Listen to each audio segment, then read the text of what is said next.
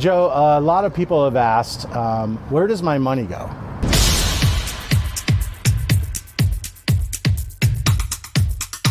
When they hit the Invest Now button, it takes them to an independent third-party escrow company called Fund America. And Fund America is a subsidiary of Prime Trust, and Prime Trust is an FDI-insured entity. And we've disclosed to the state of Arizona Corporation Commission that this is who we've hired to handle the money. And we send it there. They send it there when they fill out the paperwork.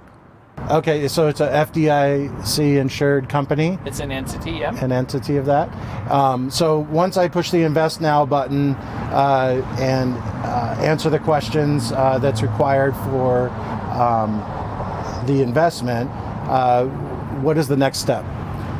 So when an investor hits the Invest Now button and fills out the paperwork, it gets down towards the end of the paperwork where they fill out an ACH, and the ACH is for a draft from their bank account. So when they complete that paperwork, and that money then goes from their bank account to Fund America and sits in escrow while Fund America does some due diligence, and then our investments meet some criteria. So it'll clear, their actual ACH will clear, and when we have enough of investors that it clears and there's a minimum reached, or we get to the end of the offering period and everybody's cleared, then it is ready to be released from escrow. When it's ready to be released from escrow, you and I do some paperwork in terms of compliance on my side, outside of the escrow. You do some paperwork inside the escrow, make sure all the fees are paid and all the investors' investments are compliant with our registration.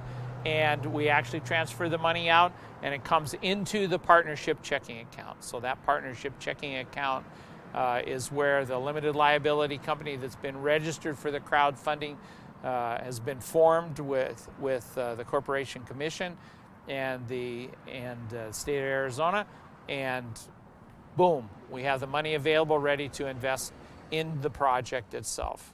What do you use the money for in the project? Well,